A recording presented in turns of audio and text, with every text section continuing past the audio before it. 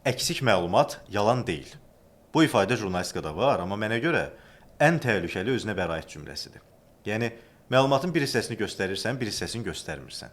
Nəticədə yalan danışmırsan, sadəcə əksik məlumat vermiş olursan.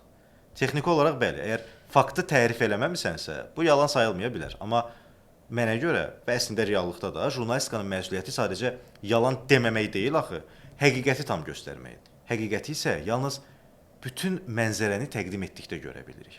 İndi nümunə göstərəcəm. Tutaq ki, bir aksiyada polis sonradan güc tətbiq edib.